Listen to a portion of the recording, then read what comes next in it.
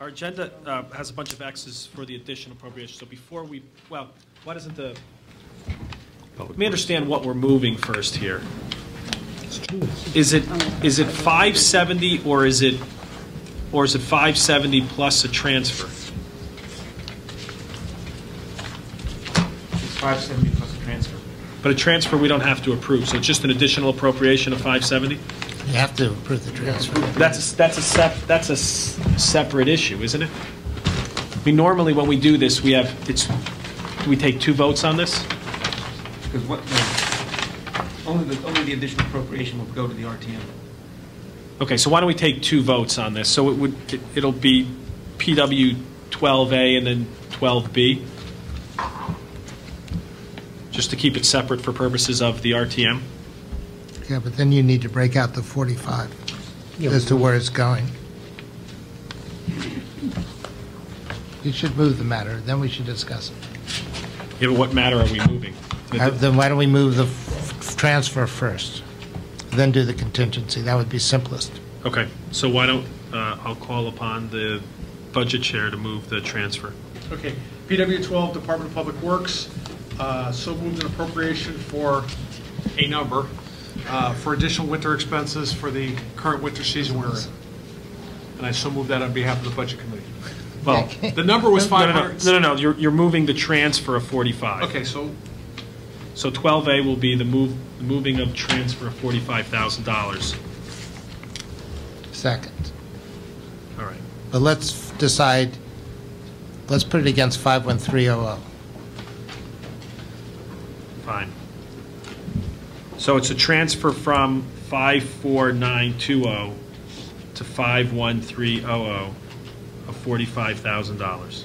Does everybody understand? Yes. Okay. All right.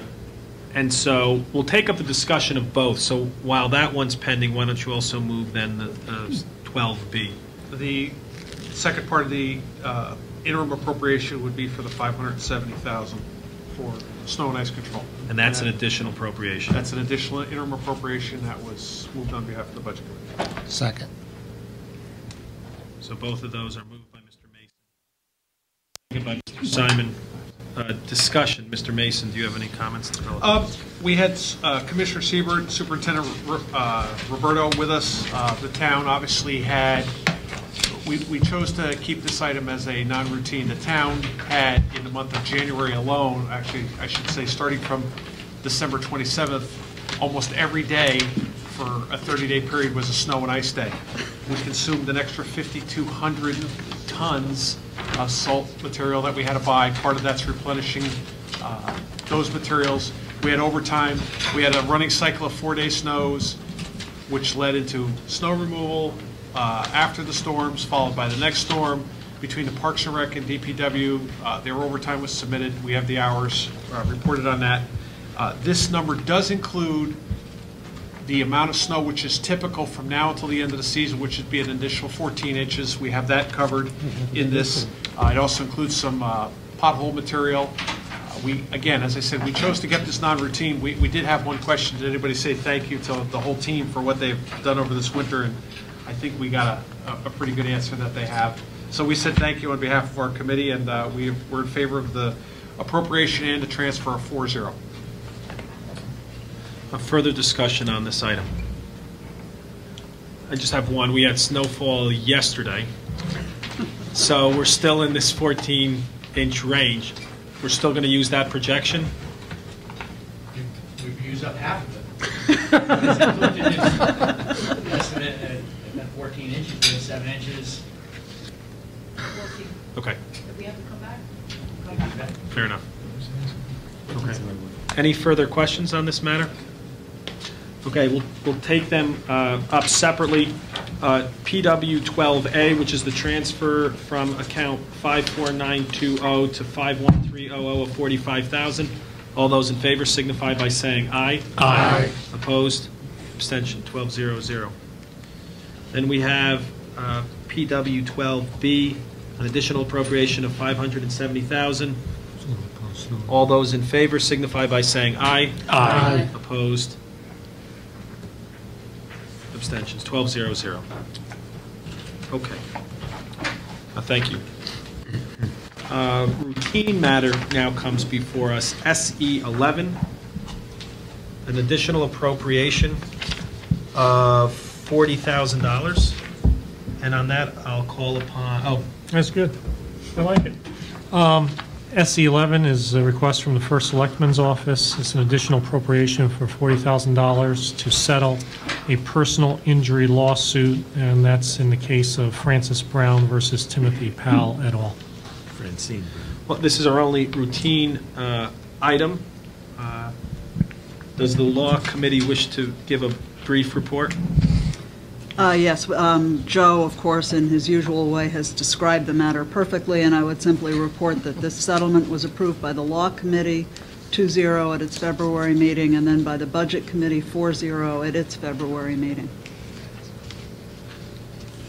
So the motion has been moved by Mr. Pellegrino, second by Ms. Barton.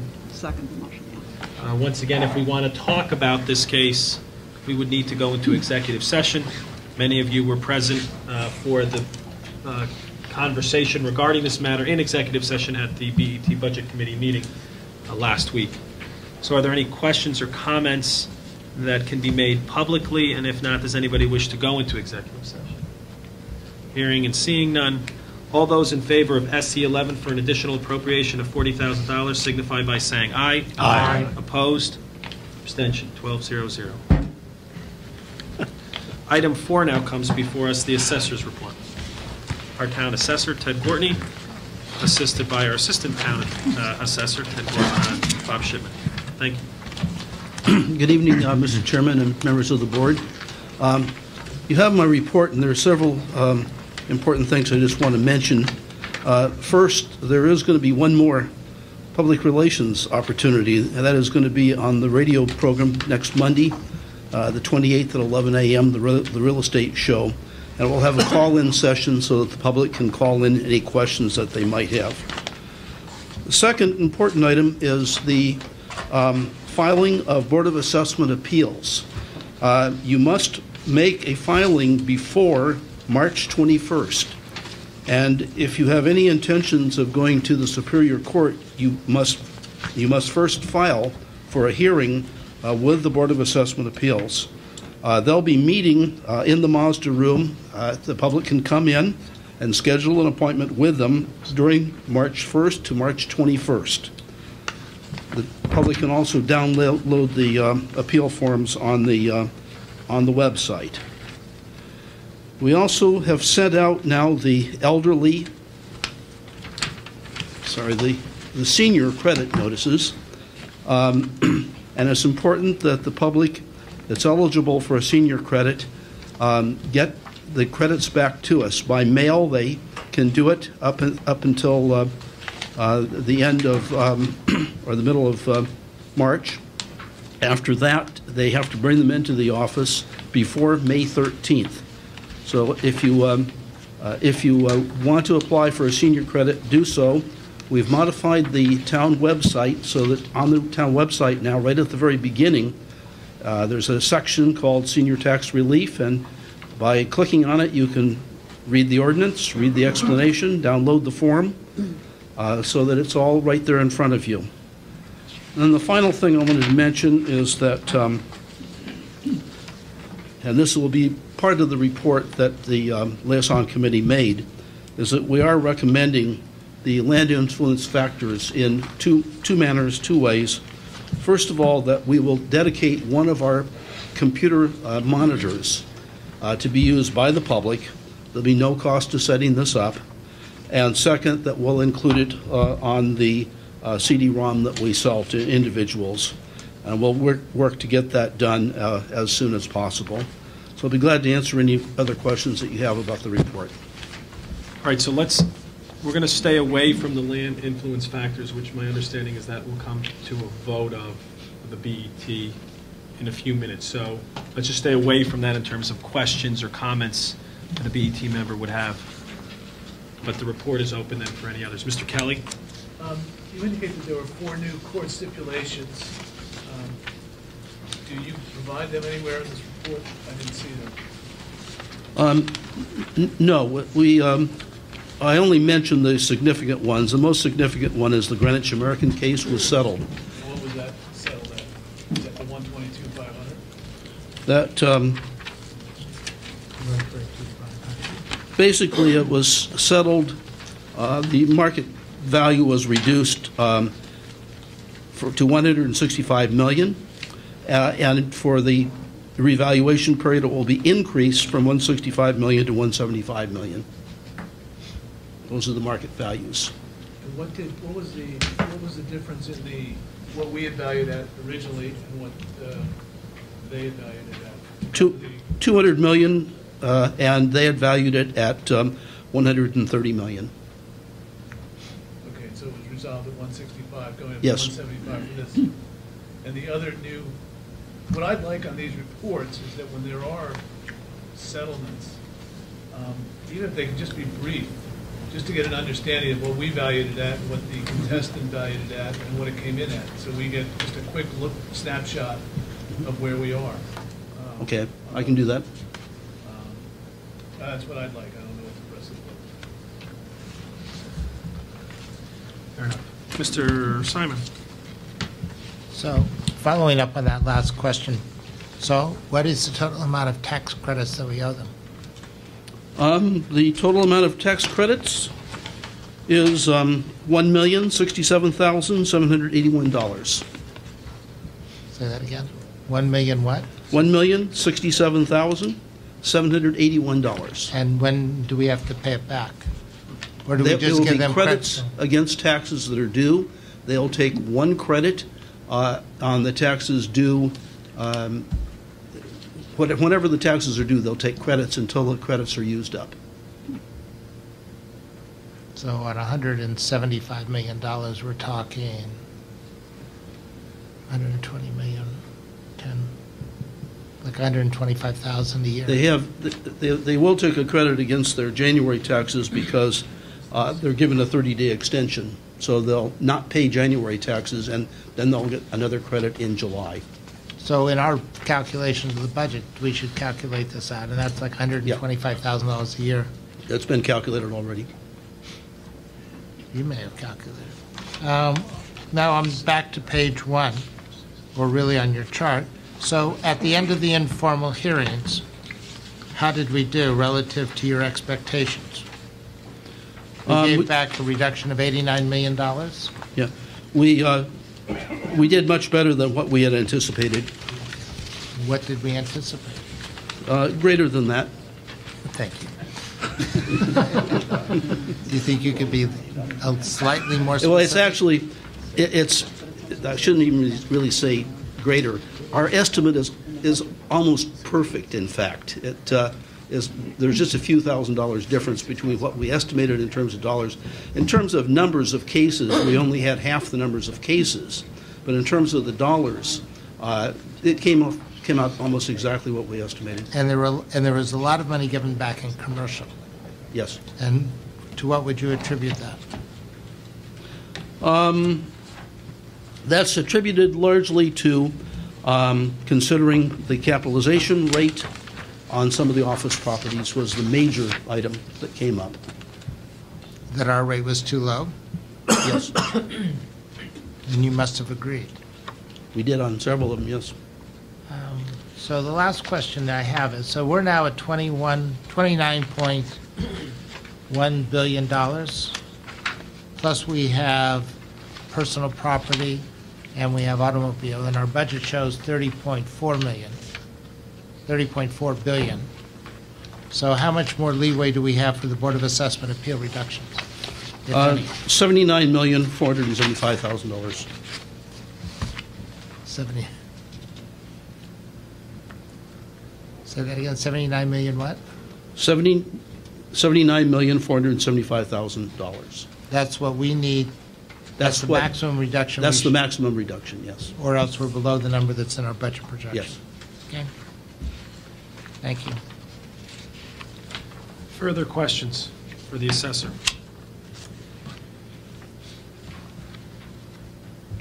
Okay. Ms. Tarkington? Yes. We'd like to basically move and support what Mr. Gwartney has said, that that a terminal be set aside to basically provide information on land influence factors, and that simultaneously the assessor's office will be modifying the public data CD, which is available to the public for purchase, so that it too will include the land influence factor information. And it's my understanding that the assessor's office will work to expedite this and get it done, obviously as soon as they can, but obviously keeping in mind that this is a very busy time in terms of the revaluation process, and we have to keep to that schedule also. It's been moved by Ms. Tarkington. Second. Second by Mr. Finger. Essentially, well, not essentially, to direct the assessor to reconfigure one public monitor in the office, to have an assessor's maintenance data computer screen, and to provide the land influencing factors to be added to the ProVal public data CD. Is everybody clear on what the motion is? This was the issue that we discussed 2 months ago, and then we discussed it again last month. Our revaluation team took this matter up because of a request from a citizen. They discussed it in the last 2 prior meetings and are now before us. And clearly with their motion and the seconding support the assessor in this endeavor. Mr. Finger. I just want to point out one thing. It is the recommendation of the reval team that the addition of the land influence factors on the ProVal public data CD occur simultaneous with the switch over to the maintenance data computer screen. Okay, so they we'll would have make it sure together. the minutes reflect that. That'll be a simultaneous turnover. What's the timeline then? Excuse me, the disk can be generated whenever, correct? There's no delay in that. It's the delay in the computer screen then? Yes, we'll have to have the IT department fix it so that the public will not be able to change data on the record. And that will be a request that we'll make to them. They're aware of it. It will take them some time to do that, but not too long. Okay, so just so when we're talking about some time, because this may impact someone's review before the BAA. So are we talking about in a week's time? Well, we committed to not later than May 31st, but my feeling is we can get it done within a few weeks' time, Excuse me, March 31st. or March 31st.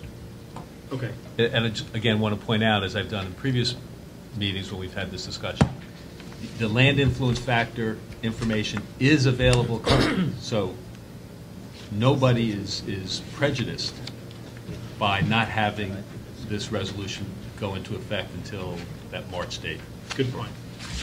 But you still think your estimate is about 2 weeks? Yes. Okay. 2 weeks? 2 weeks. He said March 31st. No. That's No. the Latest. outside deadline, but he said 2 weeks. Okay. Working with the IT department? Yes. That conversation will happen on decision day. Okay. Further questions, comments? All those in favor signify by saying aye. Aye. Opposed? Abstention? 12-0-0. Is there a motion to approve the assessor's report? So moved. Moved by Mr. Pellegrino, second by Ms. Tarkington. Discussion? All those in favor signify by saying aye. Aye. Opposed? Abstention? 12-0-0. Thank you. Thank you. Item 5 now comes before us, the comptroller's report. Our town comptroller. Good evening. Good evening. I'll start by talking about the RFPs. Number 1, there's an RFP listed on page 5. The Human Resources and Finance Department study has been issued, and the return date is March 15th at 3 p.m. What I failed to note in here is the team consists of the, beside myself, Maureen Cast, Mr. Simon, and Mr. Campbell. I left out Regina Williams from the Board of Education. I'll include her in the future. The second RFP is on the next page for deferred savings, defined benefit, and defined contributions plans. We have received the responses from 5 firms. They're listed in the Comptroller's report. 4 of them came up with exceptions meaning that they have to be resolved before they could proceed. Of note is the absence of the Morningstar reports that are required. So this process has been slightly delayed until we can get the Morningstar reports from Great West, the Hartford, Ing, and Vanguard. The third RFP, which is not in the controller's report, will be issued in April. It would be for IBIC, the incumbent financial advisor to the for the bonding and the financings we do each year. If you have any questions on any of the RFPs, I'll answer anything else in the controller's report. Mr. Finger, and then Mr. North. I don't have a question on the RFPs, but I have a question on something else in the report. Is Sure. that right? Peter, the item on page 5, lease accounting project, you indicate that you've met with the RTM Finance Committee once, I guess twice now. Can you just give us the status of what transpires at those meetings? Okay, the last meeting we had was on February 11th. They've formalized the process. They post it. They have an agenda. They take minutes, and it's not exactly the Finance Committee. It's members of the Finance Committee, not the entire Finance Committee. And they've taken the approximately 20 to 30 leases and divided them up into about 4 or 5 different people. And what they've done is, besides scanning them into the computer, they've come into the finance department individually, and they're reading the leases and compiling them into a matrix and putting together a report. Their next meeting, which I can't attend, happens to be tomorrow morning at 9 o'clock. So the process has been formalized, and they're putting together all the lease information that exists. As I stated in the controller's report, the treasurer is the custodian of the documents, not necessarily responsible for negotiating them, but just making sure that they're there. And we also, once a year, we used an intern the last time. We check to make sure the insurance documents are current.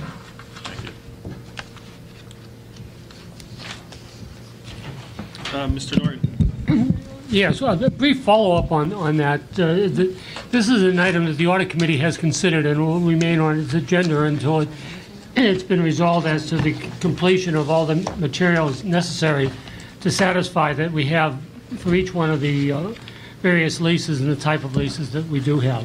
Mr. Chairman, I'd like to address the item, the RFP for deferred savings, defined benefit, and defined contribution plans.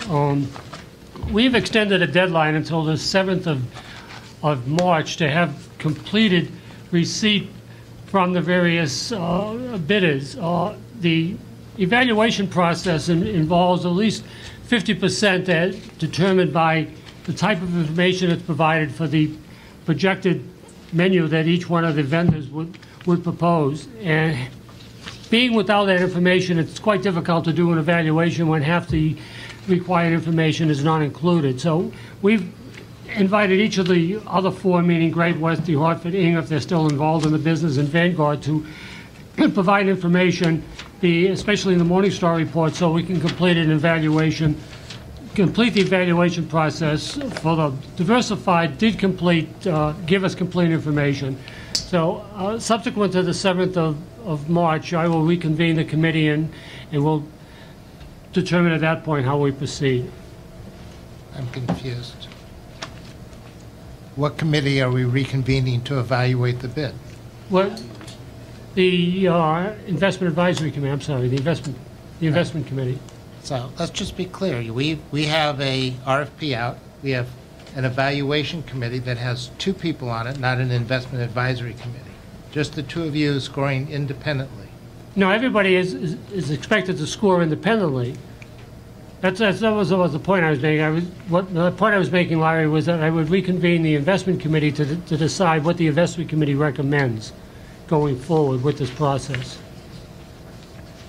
Once subsequent to the chairman to translate. Subsequent to the 7th of March, if we have the evaluations completed by the 6 members of the evaluation committee, then we can proceed. Here's what I'd like to see on this. You've extended the deadline. My understanding is that some of the information that you're requesting is available to anyone online, any citizen, including the people who are on the evaluation committee. I would like to see if the information is either available publicly or provided by the candidates, to have all of these evaluated within by March 14th, which is 7 days after your deadline has passed. And then I think at that point, the evaluation team should be at that point prepared to make the recommendation and take the appropriate course of action. And I think that will assure that the process is not compromised in any way. Ms. Tarkington. Yes, I have several different points.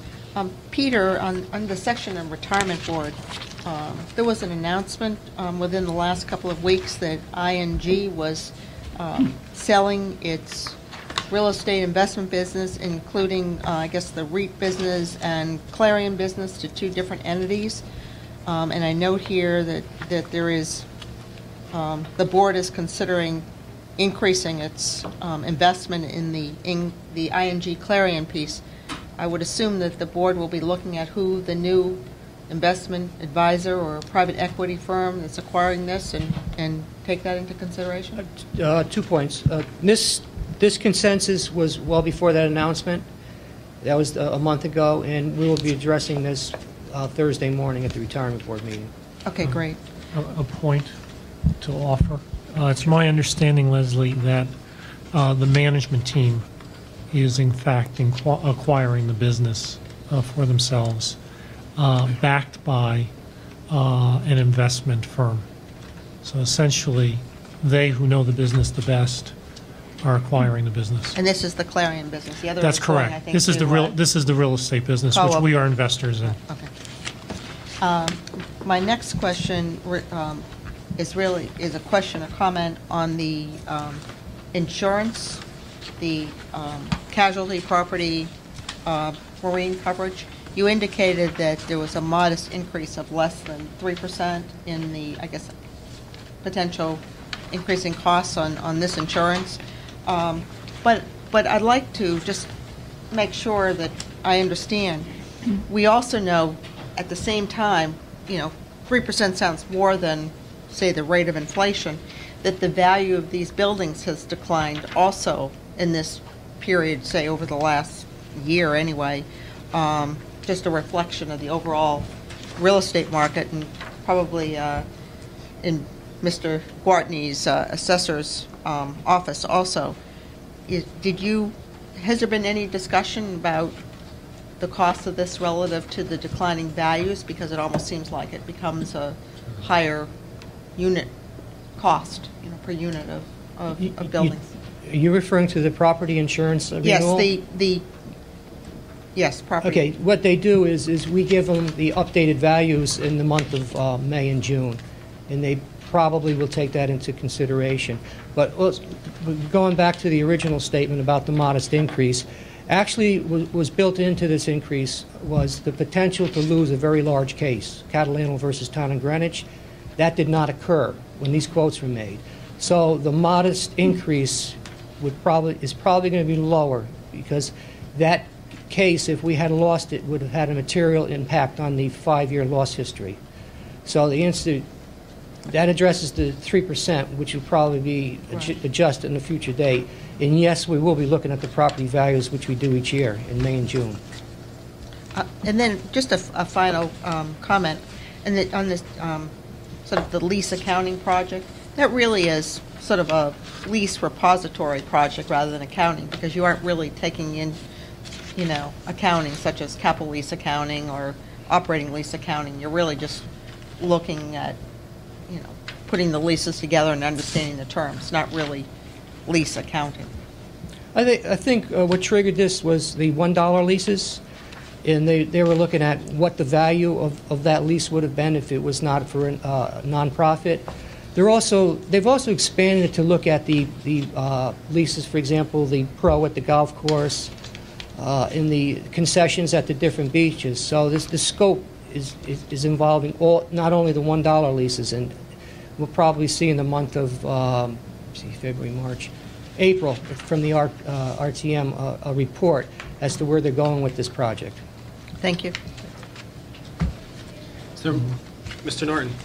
I just like to refer everybody to a report that's on distributed at this meeting, which is the OPEB report for the month of January, and how the performance of the OPEB was slightly better than its benchmark for the month of January. Thank you. Further comments, questions? Is there a motion to approve the comptroller's report? So moved. Moved by Ms. Tarkington, second by Mr. Norton. All those in favor signify by saying aye. Aye. Opposed, abstention, 12-0-0.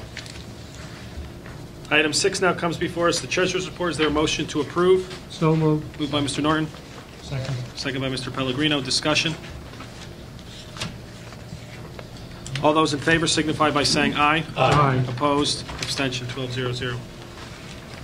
Items 7, 8, and 9 come before us. Those are the BET Standing Committee reports, the liaison reports, and the Special Project Team reports.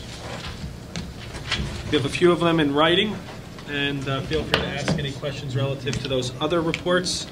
Mr. Pellegrino, calling upon you relative to the retirement. Yes, I just want to make a comment and share with my colleagues.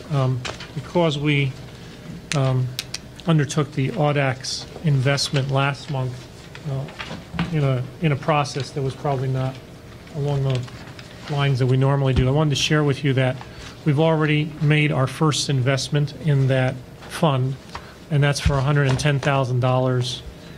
It's a mezzanine investment, debt investment, and it was structured so that there's a 13.75% interest on the debt instrument, of which 11.75 is current pay, 2% is paid in kind. And they're targeting 15 to 20% gross return for that investment. So our ability to act on that has already led to an investment on behalf of the retirement fund. Further questions or comments of any report of any nature? I would note you should have in front of you the audit committee report. If you look at the last full paragraph, the committee is starting the discussion of the debt fund balance policy, and they've asked the comptroller to provide some language for that. So I think that's an important discussion to follow, and if you're want to learn even more about it, attend the next audit committee meeting, and I think you'll get an update there. And then we will be discussing this, although probably not for this current budget cycle, but certainly as we move forward, we're looking to incorporate that, which is a segue then into the Policies and Procedures Committee, which I know is working to bring their recommendations to a head and having that come to the BET in the not-too-distant future. Mr. Chairman, next audit committee is scheduled for March 10th. Thank you. Further comments, questions? Did I steal the thunder from the Policies and Procedures Committee? We continue to work through the Policies and Procedures handbook that we're putting together. We're probably on our fourth line-by-line, word-by-word review. And I think your statement about when we will have something available for the full BET members to review is fast approaching. Mr. Marnarski tells me that that's his favorite committee these days. I don't know what you're doing. I don't know what that says about the rest of the work he's doing.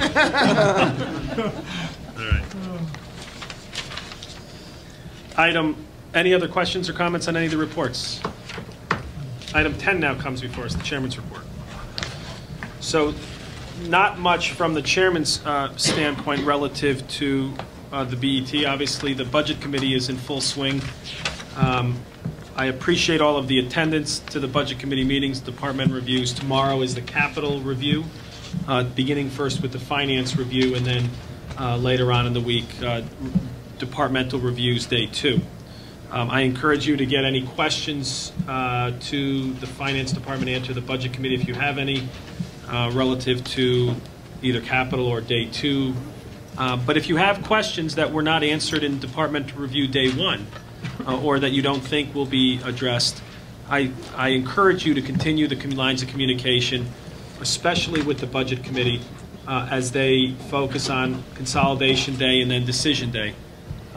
Clearly, our process is that it's better for the Budget Committee to take up your concerns evaluate them in a 4-person committee and address them than it is for the BET to try to do it as a 12-member body thereafter. So if you have a valid point, hopefully they'll take it up and they'll address your point. If they choose not to, you know that at least relative to your point, you don't have the 4 votes, at least at that time.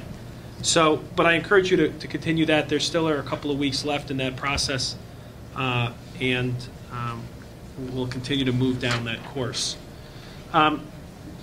Today, although I had some pre-advanced warning of this, I was able to read a resolution that I believe is now that is on the RTM agenda for March. And I'll read you just the only resolved clause that says, resolved that the, quote, total amount to be financed, end quote, as shown in the first selectman's proposed budget for 2011-2012 be increased by no more than 1% over the 2010-2011 final town budget, which totaled $340,827,798. So I share this with you simply to advise you of this. I'm not sure that I'm looking for any action tonight, although if the BET were to take any formal action on this, it would need to be done at this meeting. And so I wanted to give people as much warning as I got for this, at least on this board, relative to what it is that they're seeking to do.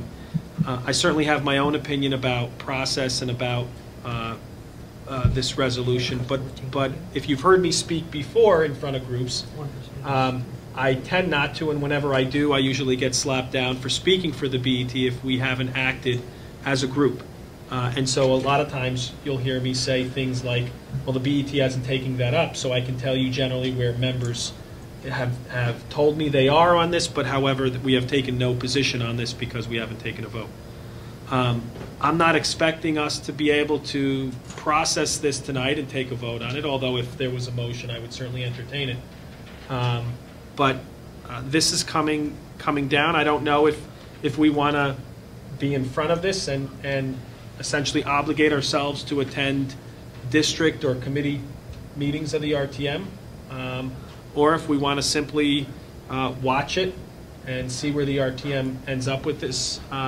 I think at the very least, it's our obligation, my obligation, to request from the department heads the effect that this would have on each individual department, so that at least the right information is out there, that there can be a public debate. And I've had a brief conversation with the first selectman, and so we're trying to work together just so that the correct information is out there. Absent that, is there any comment from this body of further action that I should be taking on behalf of the BET relative to the proposed sense of the meeting resolution? Mr. Kelly. My initial reaction to that is that we would encourage, a robust discussion in the RTM. I never would say don't have this discussion. I would discuss with them the procedure as to how it normally flows, so that members new to the RTM may not know how it normally goes and why it proceeds in that manner.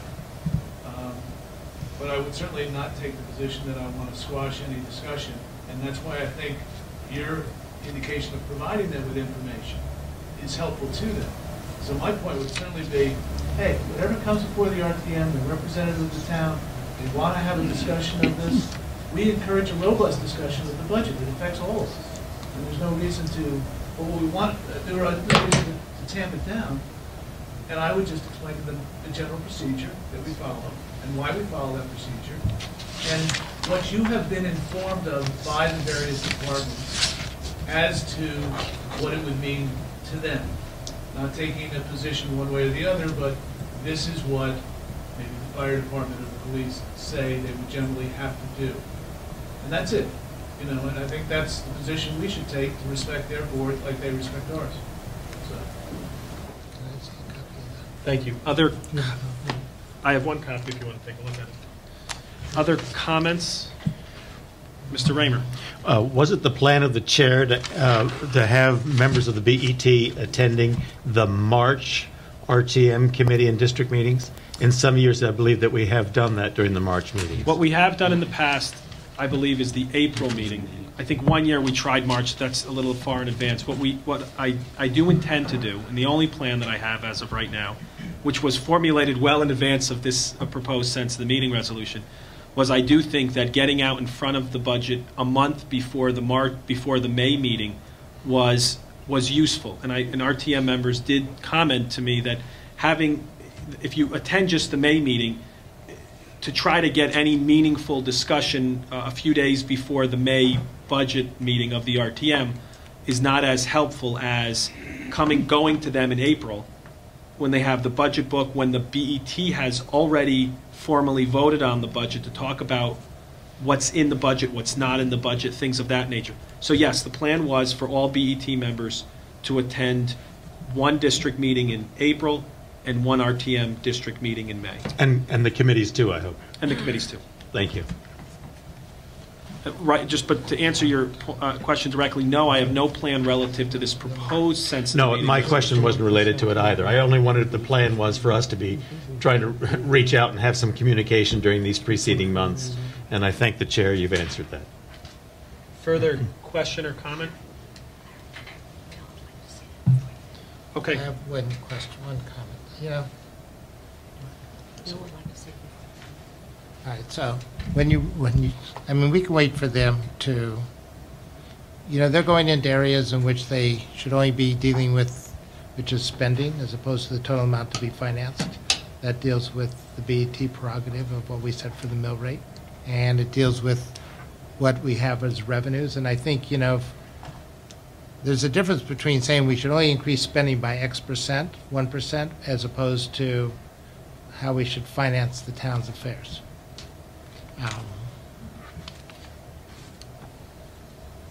And when and I've only looked at this for a minute, but there's some big differences here as to how we put together our financing model between those two statements of the amount to be financed and the amount to be spent, amount to be appropriated.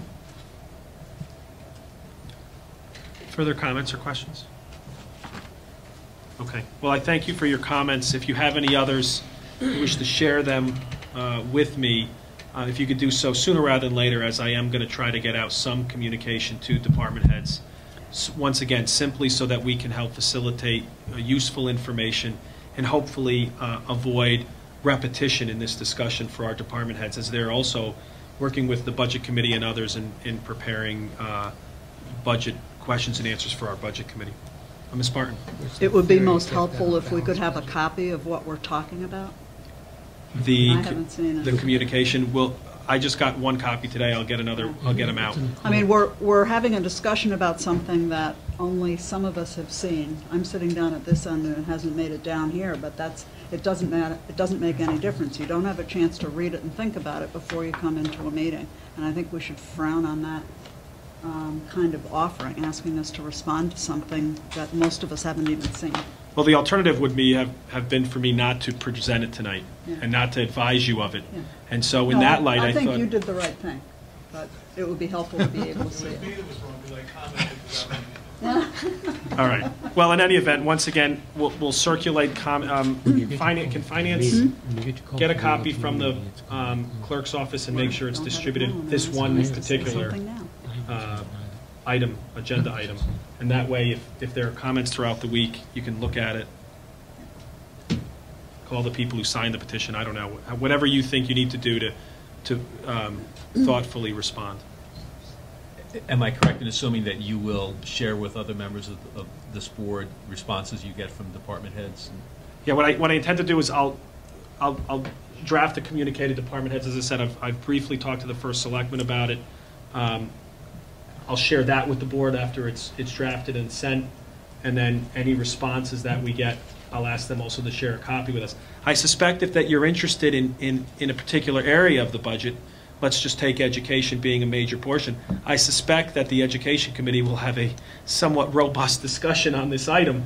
And as the town goes, if you look at the rate of, I'll just use rate of spending, the town side isn't that far off from what they're requesting. On the Board of Ed side, it's significantly different. And so the potential for ramifications of something like this on the Board of Ed side is much greater than on the town side.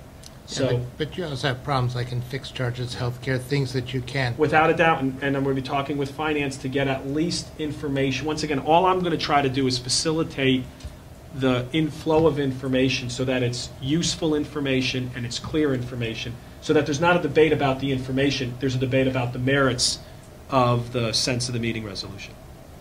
And I think that's, if I'm hearing from everybody, that's consistent with what this board would like to have happen as a result of seeing this, at least as it is present. So let me ask one other question. So if the resolution fails, what conclusions do you draw? I'll let you draw your own conclusions. You know, one thing, the reason I brought this forward too is based on the timing of this. The Budget Committee will have voted on a budget. The sense of the meeting resolution will be either accepted or rejected. And if accepted, the BET's meeting on the budget will be thereafter, and then we have the choice of either complying with the sense of the meeting resolution or not. And then it goes back to the RTM, and they then have the ability to enforce what they decided to do by cutting the budget back down. So I just want everyone to be aware of this so they're not blindsided by this going forward. And again, when the Budget Committee has concluded our deliberations and present the budget, whatever changes we will be recommending will be specific changes and reductions, whereas I gather from what I just read on that sense of the meeting resolution, it's just a blanket reduction and no references to where and how. So obviously we'll need to keep that in mind. Fair point. Okay. Mr. Raymer somewhat stole my thunder. I will be sending out a calendar of dates. I will ask for first and second requests for committees and district and standing committees for the RTM in April and May. My apologies to the chair. I'll again try. I'm going to mix and match. I think it's helpful for individuals to see how other districts operate, and to emphasize the point that we're elected as a town-wide officials and not parochial to certain districts, even though we may have lived in a certain district all our life or something of this nature. Item 11 now comes before us, old business. Is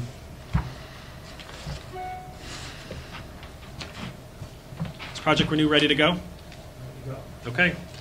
So let me just tee this up for 2 brief seconds here. I'm sure all of you have read in the papers or heard, I think it was informally announced at the CIP public hearing, almost an inauspicious start, that Project Renew had been, the CON had been approved by the state. That wasn't formally received for a week or so thereafter. When I spoke with the chairman of Nathaniel Witherell, Dave Ormsby, it was clear to me that there were still, we had never been given a presentation on what I'll call the revised Project Renew. I think it's still called Project Renew. And so I thought for tonight, we would simply get an update on Project Renew. While we are a finance board, and I know normally I'm reminding all of us that we're a finance board, tonight I'm going to ask the board to sort of take a step back from what normally are questions regarding financing and things of that nature. There still is a lot of work to be done on this from a financial standpoint or financial review. We do intend to engage HDG to review the revised business plan. And so I would ask that you hold questions, specific questions about the finances of this for another day so that we don't have the conversation twice and we have useful information in front of us. So tonight is more about a presentation, an update as to where they are. Certainly ask questions generally, but if we get into real meat and potatoes on finances, I would ask that you hold that off until HDG comes in and we get a full review from them as to the business plan. Okay. And with that, Dave Ormsby. Mr. Chairman, ladies and gentlemen of the BET, let me first identify the support I have lined up against the back wall. Lynn Bausch, our Director of Nursing, Ray Augustine, our Chief Financial Officer, Jack Hornack, our facilities manager, Bruce Dixon, member of the board of Nathaniel Witherell, Alan Brown, whom you all know, the executive director of Nathaniel Witherell, and Lloyd Bankson, who chairs our finance committee of the board. Paul Toretta snuck in behind me. You should not assume because they have their backs against the wall that reflects any lack of optimism about Project Renew. But I want to give you the progress report, which your chairman indicated I was prepared to do on Project Renew, which is the major rehabilitation of Nathaniel Witherell, the town's skilled nursing and rehabilitation facility. This is a subject which has been before you in some format for more than a decade. On February 3rd, we received from the state of Connecticut the authorization to proceed with a downsized project having a construction cost of $22.5 million, which compares with the originally requested $36.8 million.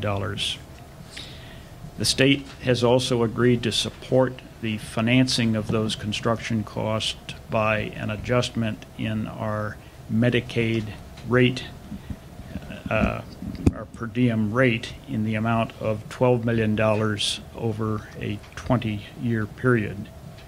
That figure of $12 million represents 53.3% of the approved project costs, and compared with the 43% which the state initially offered back in 2009 for the larger project. In a few moments, I'm going to ask Alan Brown to explain the nature of the changes and the consequences of the changes involved in moving forward with a smaller, downsized project. We're also developing a revised business plan which reflects the smaller project, which includes a staffing model and anticipated cash flows over a 30-year period. Developing this business plan is complicated by the dynamics of the governor's new state budget proposal, a healthcare industry which changes almost daily, and some current major or significant alterations in the Medicare reimbursement regulations. Our business plan assumes a September 1, 2012 commencement of construction and a 17-month construction period, during which we expect our census to drop from our current 93% level of occupancy to approximately 85%, as we will no longer have the luxury of being able to work in phases of construction. We expect this business plan will demonstrate the ability to repay debt incurred by the town to finance Project Renew with modest support payments in 4 of the years, particularly during the construction period. We expect to deliver the revised plan to Mr. Monarski by next week for analysis by others, including yourselves and HDG, as the chairman mentioned. It would be my hope to return to the BET's regular meeting on March 21 with a request for your approval of bonding authority of approximately $23.8 million. If approved, we propose to ask for similar approval by the RTM at its April 11 meeting. We are also preparing amended plans and specifications reflecting the downsized project for delivery to the town's Nathaniel Witherell Building Committee, a step which is required by the town charter. Nathaniel Witherell continues to enjoy a 5-star quality rating from Medicare. It's a distinction conferred on only 12% of our nation's nursing homes. We have operated without cost to Greenwich taxpayers for the last 3 fiscal years, and we expect a similar result this year.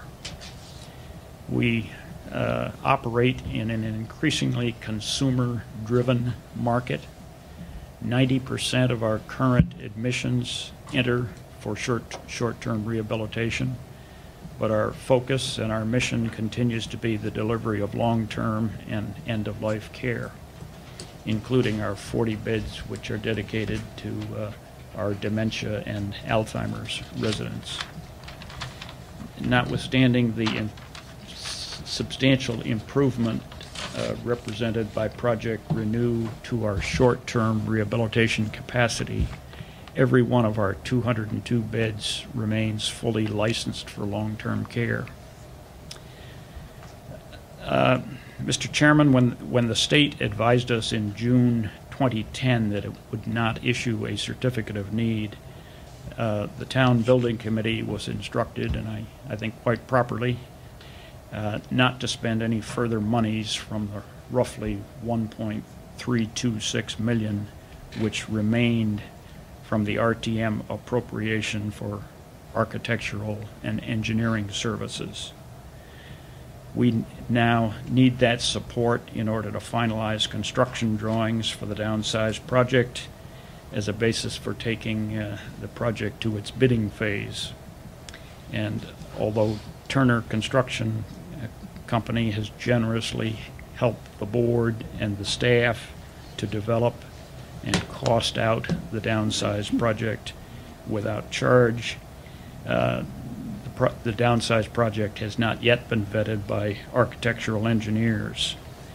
I would also expect, if past practice follows, that HDG will ask for a revised set of construction drawings. And I would respectfully request that the town building committee have access to those previously appropriated funds. I'm a little mystified or uncertain as to quite what it takes to put that process in motion. I've brought with me the kind of blue sheets that you've seen before, which I can give to Mr. Monarski or Mr. Geiger. And I've got if that doesn't work, I've got a memorandum for the Board of Estimate and Taxation, which effectively says the same thing, which I'll give to you. But if it looks as if the blue sheet is going to work. So are you, this is a formal request to release the full, let's talk about it, this is a little unconventional, and we both sort of recognize that situation.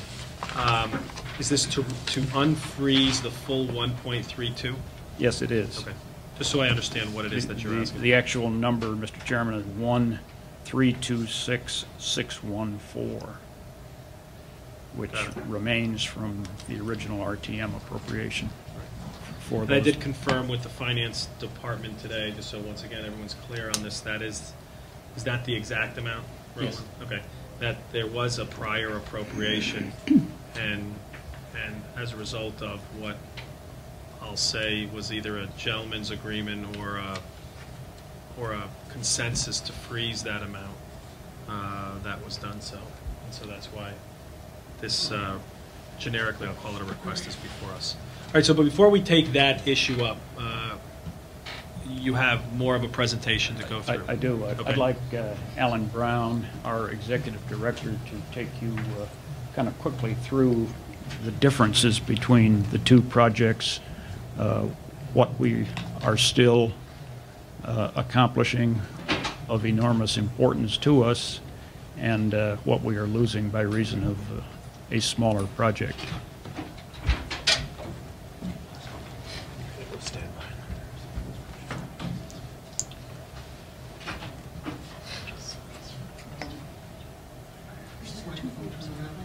It comes out. Okay.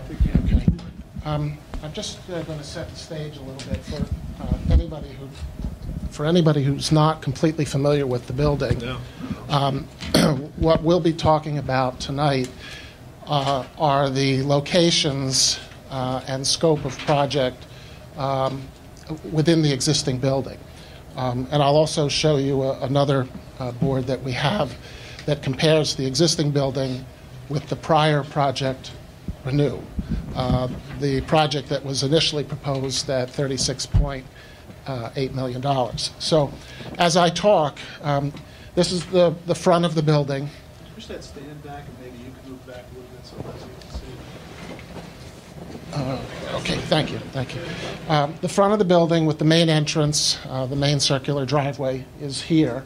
And what I'll be referring to throughout my comments as the admin building or the administration building is constituted from this point on the right side of the building through the front and back to this point on the left side of the building. This is south here, this is north on the right. So the admin building is this portion of the building in the front. What I'll refer to during my comments later as the west wing is this darker shade of green that goes to the partition in the middle of the rear portion of the building. And the tower building is this L-shaped addition on the right rear. So, and again, just to give you some perspective again, if you're only a little vaguely familiar with the building, this is the 4-story tower with a lower level, so 5 stories in total. This building, the west wing, is a 2-story building, a lower service level, and a main level with existing resident rooms. This portion and this portion of the admin building are 1-story structures with a lower basement level, and the main building, the main admin building, is a 3-story building with a basement. Okay, so that's what I'll be referring to in the remainder of my comments. I'm also going to pass out a handout which you can look through at your leisure. Just take one of each and pass them down. These are extras. I need a couple for these guys here. Sure. Go ahead. And I need one too. Thank you. Okay, so as Dave mentioned in his comments earlier, this project is downsized by a total of about $15 million. So obviously there are segments of the project that were originally included that no longer will be included. And the main body of those excluded segments, the segments that we had to sacrifice in order to get the cost down, were removed from the tower building. You may remember earlier on, the tower building was going to be modified from a 4-building plus service level, a 4-story building plus service level, to a 5-story residential use building by removing and relocating the kitchen and laundry from the basement level. That space was going to be relocated to a service building that was going to be constructed on the north side of the tower. So the kitchen and laundry, which are currently located in the basement level of the tower building, were going to be relocated to the new module building that was going to be added on the north side. And then when that vacated space became available by virtue of the removal and relocation of the laundry and kitchen, the lower level was going to be converted to a 32-bed nursing unit that would ultimately be targeted for the use by our Alzheimer's residents. And when Dave mentioned earlier that the more current project, the downsized project, would not have the benefit of phasing, what he was referring to is that that new unit that would have been constructed before we had to go into existing space would have become available as renovated space with a brand new 32-bed unit, and we could have then subsequently relocated people into the 32-bed unit so that we could vacate from an existing area without interrupting the existing services. By virtue of removing that, while we'll continue to phase in the process of constructing throughout the remainder of the building, we will not have the benefit of new space to move people into. And that makes the phasing a little bit more complicated and the need to downsize to a lower number of beds at certain periods throughout the project more compelling. So the goal will be to maximize the number of beds that are always in service while minimizing the number of beds that are out of service. Okay, so continuing along, we had 4 major goals in the modification of Project Renew that we were trying to achieve. One was to eliminate completely all of the 4-bed rooms, what we refer to as the quad rooms. They are all currently located in the west building, the west wing. The second was to substantially expand our gymnasium space for rehabilitation. The third was to add to our complement of private rooms. Currently, there are 26 private rooms, which is inadequate to meet the needs of what Dave described as a consumer-driven business. Consumers just simply no longer accept the need to go into shared spaces when they're in a nursing home. And the fourth was to bring the building up to code in all of its mechanical, electrical, and support systems. So those 4 goals were what we kept on the front burner with respect to modifying the project from what we had to a new project at a lower cost and scope of services. What you see in one of the handouts, the smaller handout that I distributed, is a list of what we will still get in the modified version of the Project Renew. That's the $22.5 million project that Dave described earlier. And following that, elements of the project that we will not get. So again, if I start with the elements that we will not get a new kitchen, we will not get a new laundry, we won't get quite as many private rooms as we had originally conceived. And the reason we won't is we're not getting the 32 new rooms that I talked about a little bit earlier, which gave us the flexibility to downsize the existing units in the tower and add some new private rooms there. We will not also get a downsizing of the existing tower nursing units. Each one of the nursing units in the tower, except for the top floor, which is the rehab floor, has 40 beds. Our plan was to downsize all of those units to 32 beds and replace the downsized rooms on that lower level. So all of those units will remain at their 40-bed complement. We also are likely not to get, although we're not sure at this point because we haven't engaged the architect, but we're also not likely to get the country kitchens that were going to be included within each of the tower renovations. And the tower renovation before was structural. The tower renovation after does not involve any changes in structure. Again, repeating myself from earlier, we won't get that garden level Alzheimer's unit.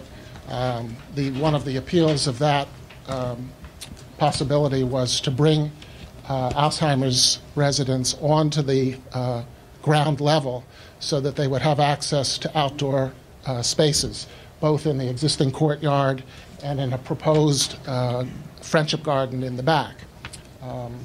So again, we had to sacrifice that.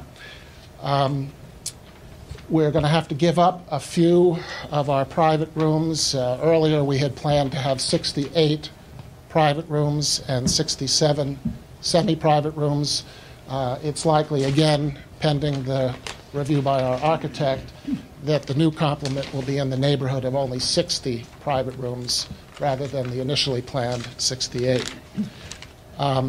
We are likely not going to be able to maintain the private rooms that exist on the first floor of the tower, which we now call balcony rooms. Those will probably be converted to semi-privates. We will not get larger bathroom accommodations, what we referred to as the spas, on the upper floors or any of the floors of the tower. Again, because we're not modifying the structure in the tower. And we won't get additional spaces for public use, recreation, lounging, and other activities that we would have gotten by downsizing the number of rooms in the tower and making larger public spaces available. So that's the essence of what we will not get. What we will get is everything that you see on the first page, and I'll just quickly go through the list. A complete renovation of all 4 of the tower floors, including the bathrooms, an enlargement of the dining room space into the covered porches that are currently just screened outdoor spaces now.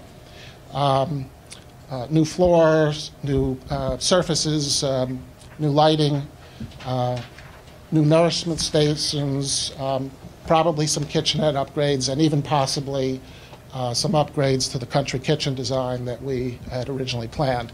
But again, all of that will depend on how much of what we hope to get the first go-around we can still afford in the lower-cost project. We will get an elimination of all the quad rooms. We will get an increase in private rooms from 26 to somewhere in the neighborhood of 60. It could be a little bit higher, but again, we need the architect to come and help us with the configuration. We will relocate the current 4th floor rehab unit so that it exists on a 2-level rehab unit in the west wing with all private rooms. We will upgrade the first 2 floors of the admin building, including the addition of a fire suppression and sprinkler system, which has been an irritant in some of our state surveys for the last couple of years because we are not compliant with the building code in the state of Connecticut. We will get an upgrade of all 4 of the existing elevators, 3 of which are currently located in the tower building, 1 that is located in the admin building, and there'll be a new elevator that's located right in the center of the new rehab unit so that the floors can be connected by use. The dining facility on that floor will be only on 1 floor, so it'll be important to move patients easily up and down, residents up and down on an elevator. So that we will get. We will get a relocated cafe, and I'll get to the layout of that when I move on to the next handout. We'll get new heating and circulating pumps, both for domestic hot water and our heating system, new boilers. All of that energy efficient compared to what we have now. Most of those systems that we have now are 35 years old and in somewhat disrepair. We will get new efficient electrical service, new air handling systems in the rehab and physical therapy areas, an upgrade on all of the exterior lighting, an upgrade in all of our rooftop heating and air conditioning units, new phone system, new public address system, landscape upgrades, a little bit of upgrade and additional parking, and plug-in capability for what we hope will be an eventual addition of a combined heat and power cogeneration system. So that is the summary of the modifications that we needed to make. Just sort of picking up again on something that Dave said.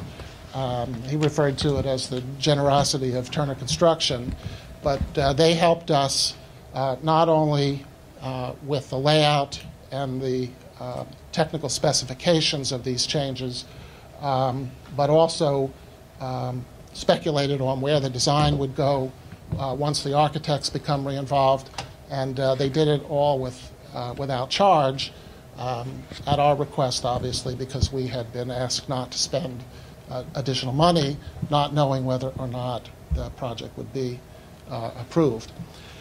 The second handout that I gave you is, let me just borrow one, is an aerial view of the areas that are going to receive the substantial focus of structural changes.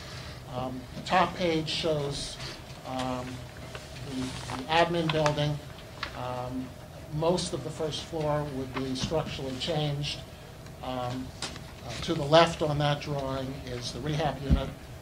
You'll see more detail on that unit when you turn to the next page. But the major element of this drawing shows the relocation of the cafe to its new location on the north side of the building. Its current location is directly opposite that on the south side of the building. Right? As you turn to the second page, you'll swing around the west wing. That shows primarily the expansion of the rehab support spaces.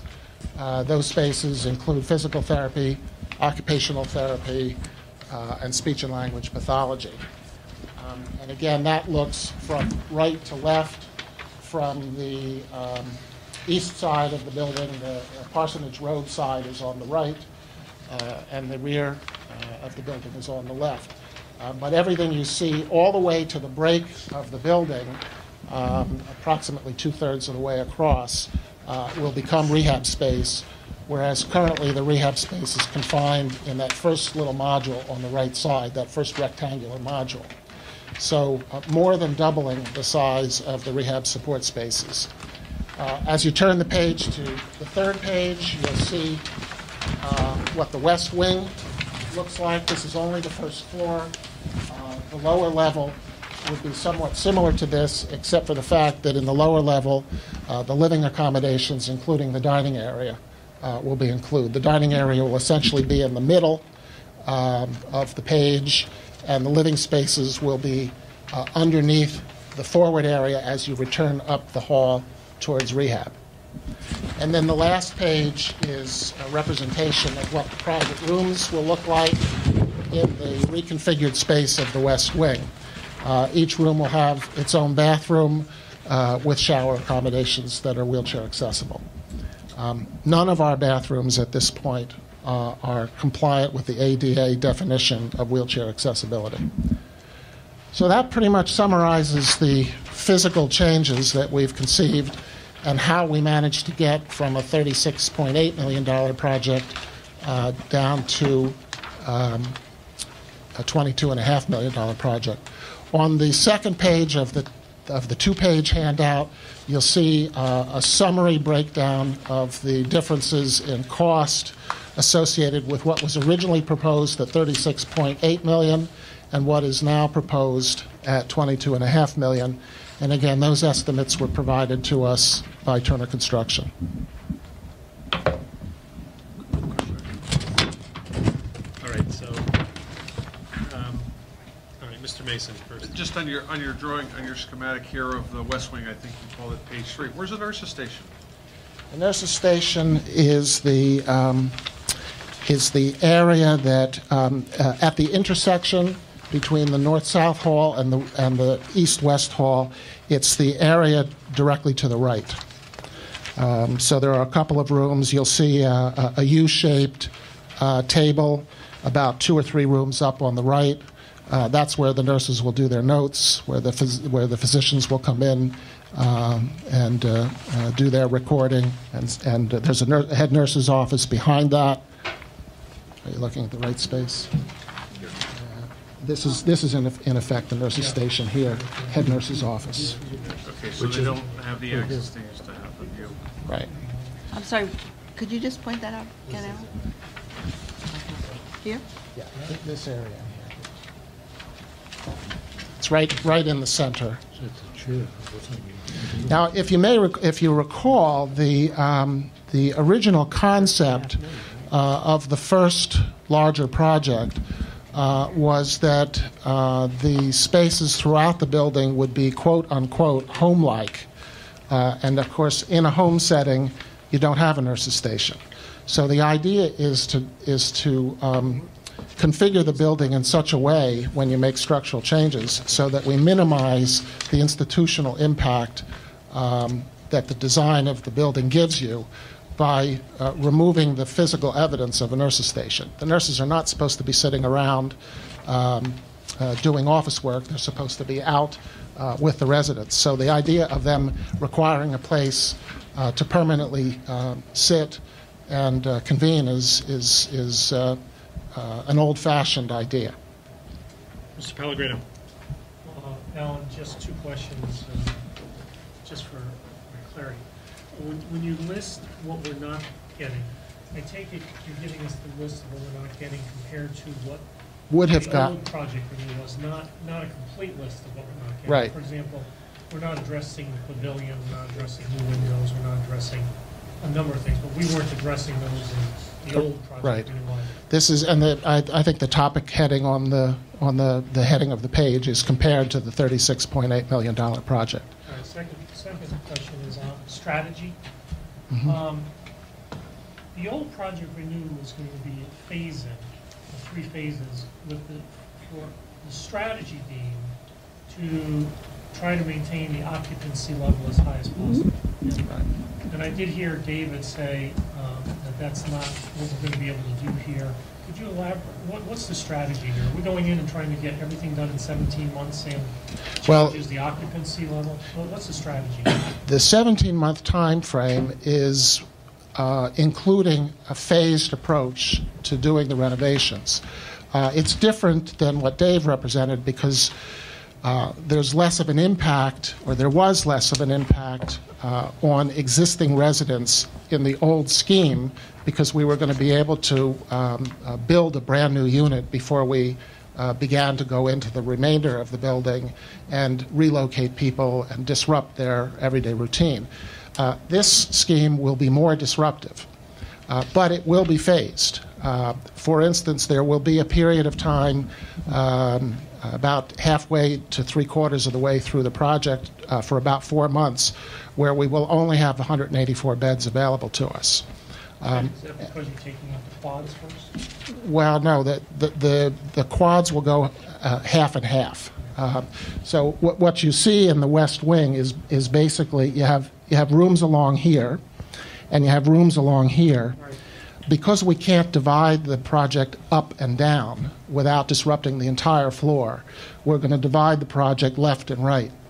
So a portion of the quads will go out of service when this section of the building is down, the south section, and another portion of them will go out of service when this section of the building is down. And in fact, as I recall, this section of the building is actually broken down into 2 phases. So only a few of the quads will come out of service at the same time. Likewise, I mentioned earlier that we're going to lose the balcony privates on the rear side of the tower building. The reason that we're going to lose those is we need the space to replace the beds that are lost in that 32-bed unit that would have been on the lower level, and we also need the 12 beds that will be available in that space to move people who are being dislodged and disrupted while this phasing is going on into beds that wouldn't otherwise be available because we don't have those 32 beds in the lower level. But it will be phased. And Jack, do you recall how many total phases there are? It's phase 1, there'll be step 1, step 1A, step 3, step 4, 6, step 4. I think there were 4 steps, if I read correctly, in phase 1. So again, we're not trying to, if we went in and did everything at once, to try and finish it quickly, first of all, it would take less time than 17 months, but we'd have to take a huge number of beds out of service. The design and that's where Turner's expertise came in the most significantly.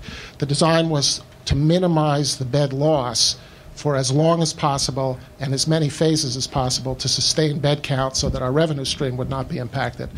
Nonetheless, we still will have an impact on the number of beds available. And if you recall, one of the areas where in the first review by Health Dimensions, we had a disagreement with them. That disagreement was based on the Health Dimensions input that during a typical construction project, census declines. And they didn't initially accept the fact that our census was going to stay up in the 90% plus range because they didn't fully appreciate that we were adding 32 new beds to keep the disruption below what a typical renovation will encounter. This now becomes closer to a typical renovation, and we do expect a loss of bed use during some of the phases.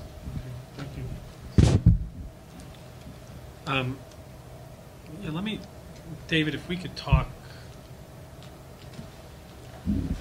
a little bit about your timing, and then Ms. Tarkington will get back to that. So, if I heard you correctly, you intend to come back to us at our March meeting for bonding, and that you anticipate having your business plan revised by next week, which would then give HDG, assuming they could take this up immediately, less than 2 weeks, because we have our budget meeting first, less than 2 weeks to get the information, get it to us, have us meet with our committee and back out. I just don't see how that's even remotely possible to get that review in time for us to have that discussion. On top of that, you're looking to unfreeze the 1.3 million so that construction documents can be supplied to, among others, HDG, because that's what they had requested before. I'm assuming that's going to take some time to develop, which would then push out the HDG analysis months. And I'm speculating now. I don't know, but based on what the process we went through last time, I don't see us taking this up for several months. Now, maybe I'm missing something. So I don't think you're missing anything, but we have already been talking to the people at HDG, and certainly as far as I'm concerned, the same time we turn it over to Peter, while we can get it to Tom Stitt. I don't see that. But for instance, if HDG says we need the construction documents to do our analysis, those are not even created yet, right? Not for the $22.5 million project. Right, which is what they're going to be analyzing. Yeah. So I just don't see how, even if we were to unfreeze the money tonight, and you were to tomorrow morning ask Turner or Slam or whoever is doing these construction documents to turn those around, to get them to HDG, to use them in their analysis, and to get it back to us by March 14th or so, to then have us vote on it by March 21st. Well, there's somebody here that knows a lot more about the preparation of construction documents than I do. And Paul, I don't know whether you've got a reaction to as to how long it'll take Slam to turn the $36.8 million project into a $22.5 million project. Good life. Nothing like being put on the spot. I think it's kind of premature. I don't really agree, with where we are on the thing. We have to get it through the building committees. First of all, we have to have a plan approved. Then we have to get it to the building committees. And I don't know what the con says. I don't know how long we have for the con. How long do we have to before we have to act on the con? I wasn't involved with that. We have a con.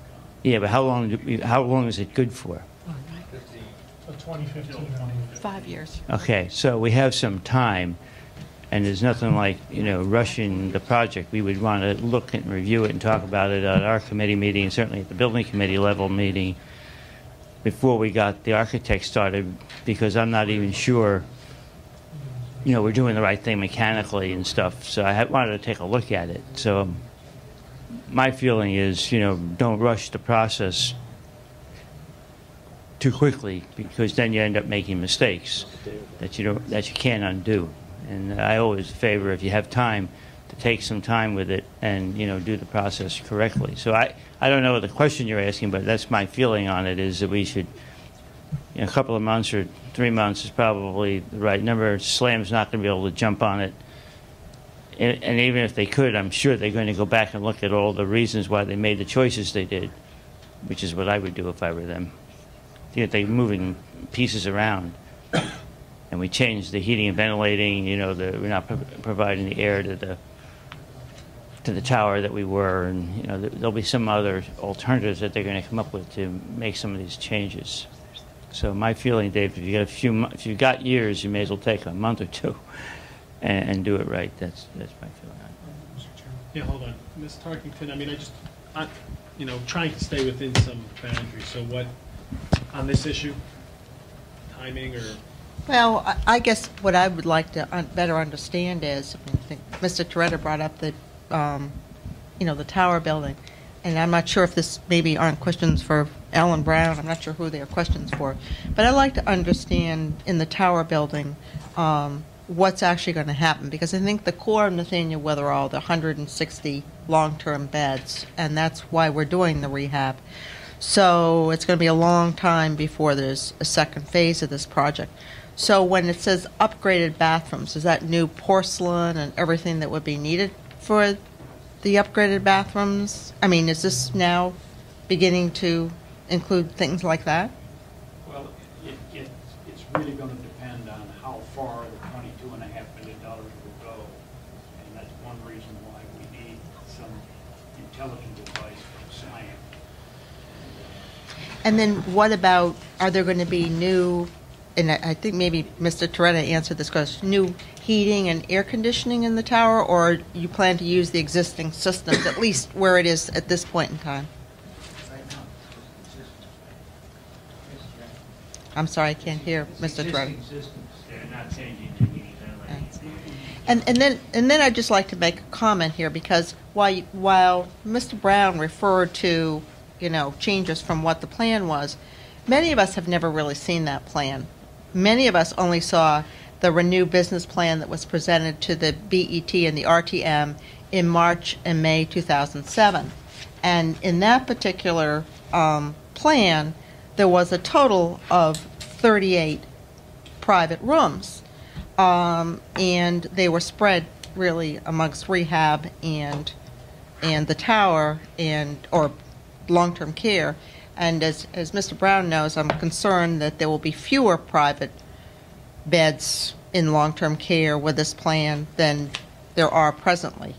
So I guess I would like to express at least whatever. And when you compare this budget, this is to the budget, the most recent budget put together by the building committee, rather than the original budget as presented to us as the $36.7 million back in March and May 2007, right? It's showing the changes from the most recent, not from what we originally thought we were approving when we approved the $7.3 million. It's the changes from the 36.883 million. Okay. And Leslie, you're correct. There will be fewer private rooms than originally conceived in the tower building.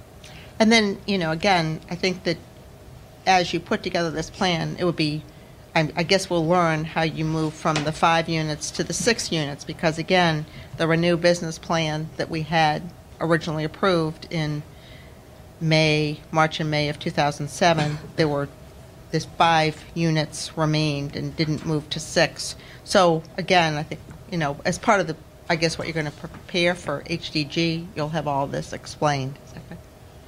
Mr. Pellegrino. Mr. Chairman, my fellow colleagues, I'd like to bring this back to an issue of process. And I want to make the following comments. First of all, Nathaniel Witherall is a very important institution for the town, its history. It's very important in terms of its size. I believe your budget's about $22 million. And it's very important in terms of certainly the services that you give to people. And there's there is always the potential liability of what could happen if things went poorly. And you've handled that extraordinarily well, and I can compliment you and your staff. But given the importance of this, I think the process that we go through, the BET I'm talking about right now, is critical. We have to have a thoughtful process. We need to have a thorough process. We need to scrub this down and understand the real cost. We need to understand the implication of these costs to our budgets, not only in the near term, but for the years ahead. And we need to understand what that is to us on an operating basis and on a capital basis. So what I'm going to propose is that we take this incrementally, and that the first step is that we go back to HDG and we ask them, what do they need to perform their services to us, to the board, to review this new project renew, and come back to us with their analysis. I'm assuming, but I want to hear from HDG, that what they'll want is they'll want the specs on the project, the business plan, and an understanding of the scope of it in its entirety.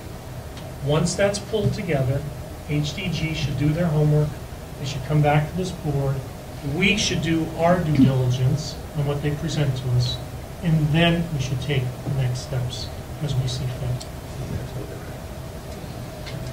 Mr. Simon. I would just modify that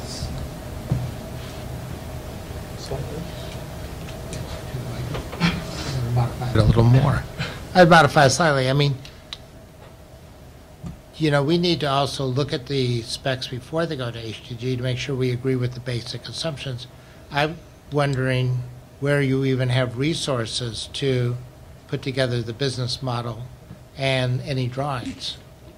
And do you need, what resources do you have just to prepare a financial business model? We've got the resources of Nathaniel Witherell staff. We've got a finance committee of the board of directors. So do you need any external money? Yes. I heard a yes.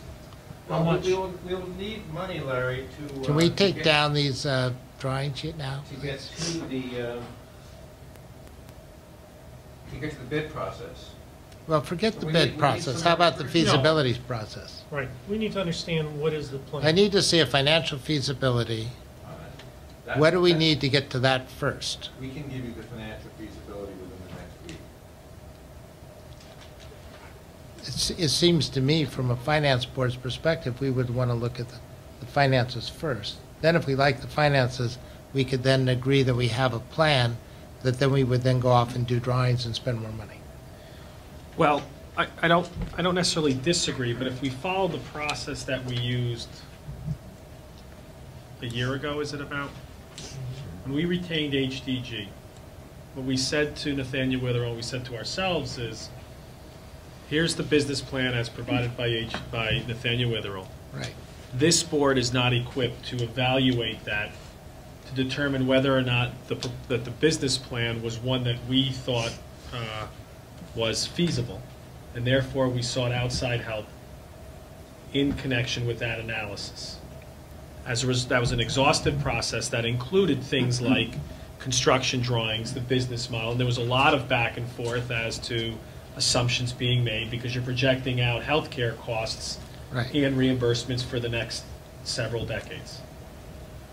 So if we're going to change that process... But I'll and get make it- one correction. We only went down that path because their feasibility study produced by Nathaniel Witherell showed that the plan worked. I'd like to see, what if they do a feasibility study that shows that the plan will cost us $3 million to subsidize it before they open? Maybe we could have that discussion before we go off and spend more money and everybody agrees that we're willing to do that. Their plan was a very nice plan and it showed everything was going to be great and we validated parts of it, but we haven't seen a revised plan that says we need the town to spend X millions of dollars before we even start. And that's why I would like to see the plan before we commit ourselves to anything. He wants to comment. That's the difference. All right, hold on. I understand you as saying that you're one step He's even talking before to I am. I'm sorry, Mr. Chairman. So, Mr. Kelly, you had your hand raised, and then Mr. Banks. An observation, the A&E money that you're talking about possibly releasing, or whatever, that $1.3 million, it was probably based on the $36 million. It's usually a percentage, the A&E money. So we have to be careful as to whether we're saying, okay, that's okay to spend. I think there has to be a discussion with the ones who decided to appropriate that money, both the Budget Committee and possibly the RTM, because they based their approval of that money on a $36 million project. Now it's a $22 million project. So that has to be taken into context. I mean, they're going to need the money. They're going to need some of the money, certainly. But I think there has to be an open discussion of that. Mr. Banks? We have done very detailed analysis as to what is going to happen vis-a-vis the town of Greenwich. Our forecast shows we would require $150,000 a year for 4 years. That's all, $600,000. Now, we look forward to an exhaustive review by HDG, but on our assumptions, that's all we need from the town of Greenwich, period. And we have numbers and numbers and numbers, more numbers than we gave HDG last time. We've conceded a number of the points that they made. So we feel quite comfortable that we're not going to be asking the town for a lot of money. But we will get those numbers to you by the end of the week. Mr. Raymer. I would share the view of my colleagues that since that work is almost completed, I'd like to have an opportunity to see that work before we move forward. The awkwardness is that we have meetings on rigid dates and we have quite a bit on our plate over the upcoming weeks or month.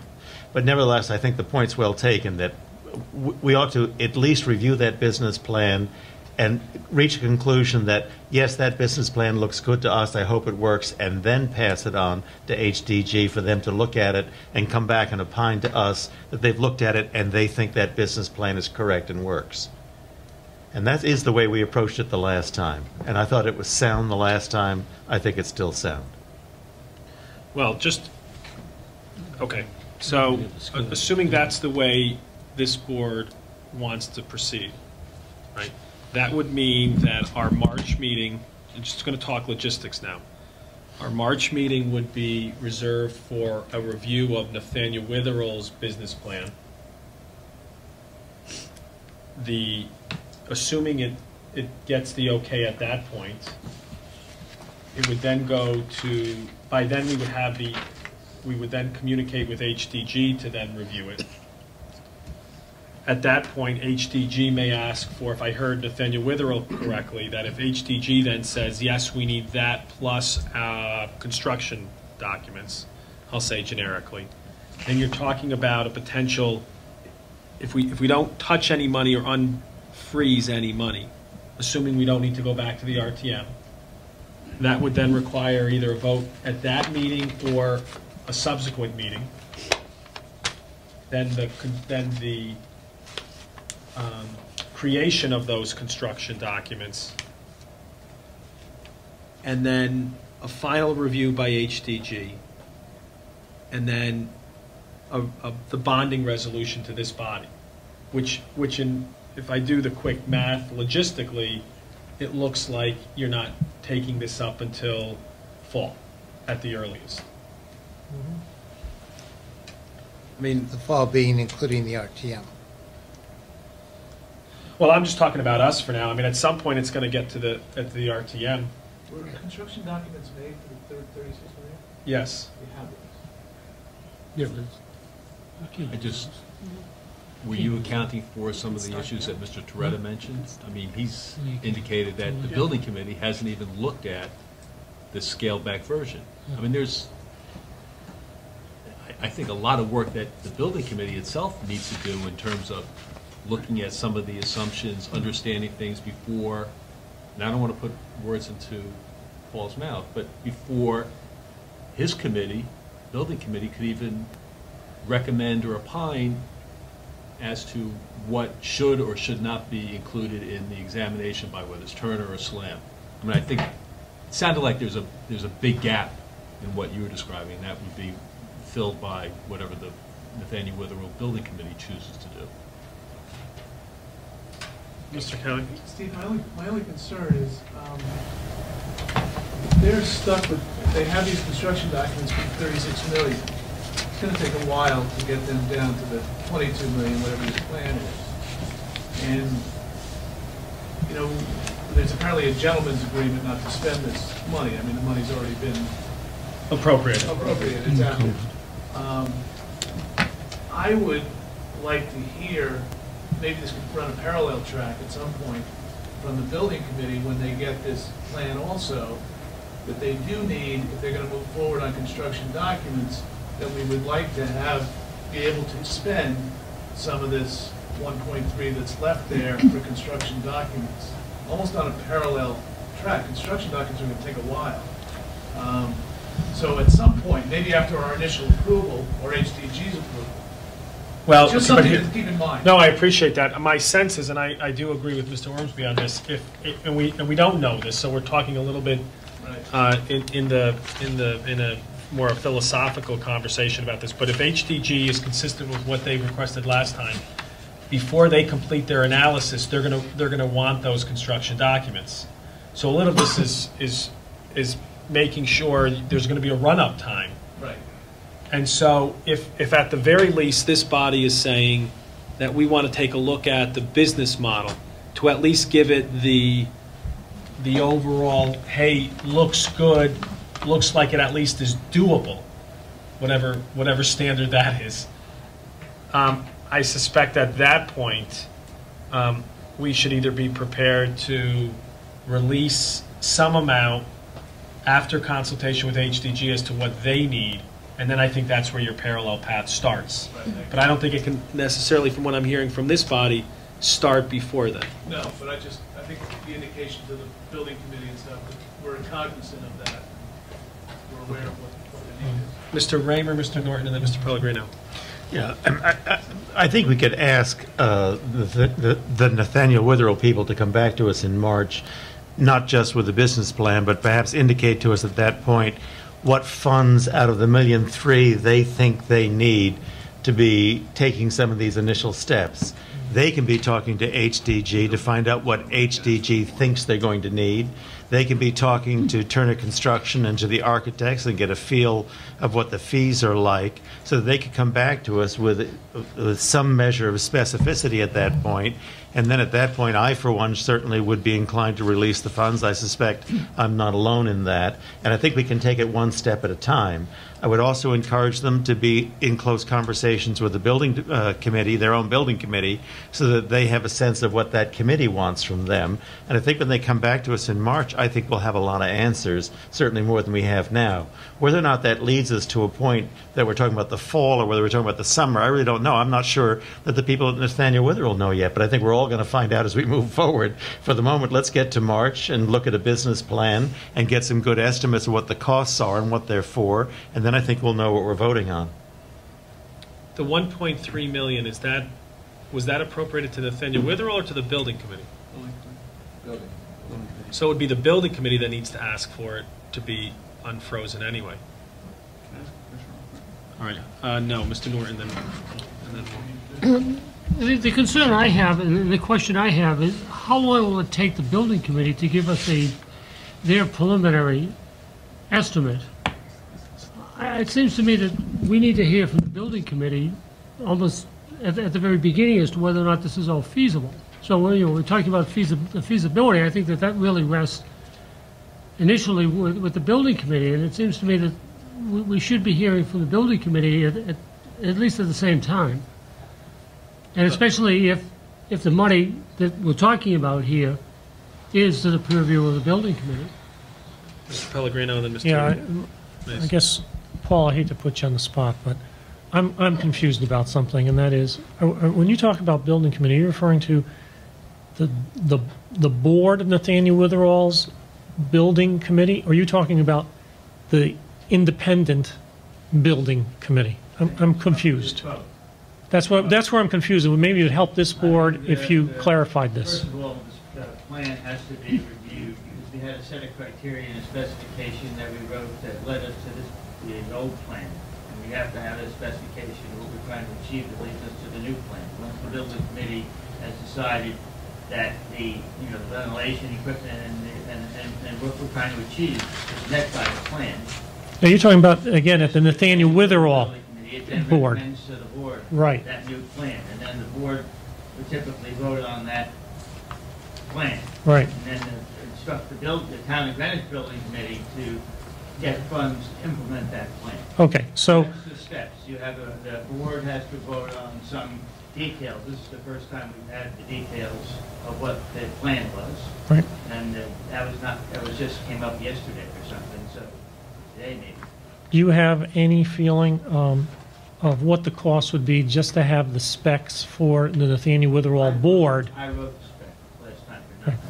So I suspect that Alan and the staff and us will get the spec written as soon as we sit down and decide what's the criteria for the spec. I mean, there's a lot of issues Right.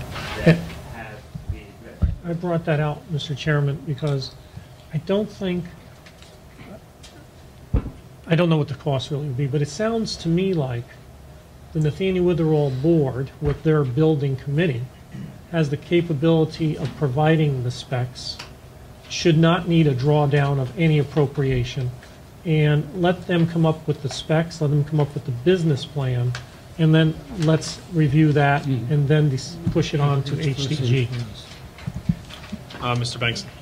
I was just going to suggest that perhaps we might want to reconvene your smaller group, which I know included Jeff Grammer and Larry and others, as a small group to go over what we're doing and making clear what the BET wants, sort of as a communication group as opposed to dealing with the entire BET. And I think the sooner we do meet with those people, the better. Great, thanks for that suggestion. Further comment? Just one. Mr. Raymer? I'm sure I speak for pretty much everybody sitting here. I just want to compliment this group of people. Tenacity, judgment, grace. I'm sorry about all of what you've gone through, and I think I speak for all of us when I say that we're very impressed with good people making a good effort. I'm not sure where it's all going, but we certainly know when we have good people helping us.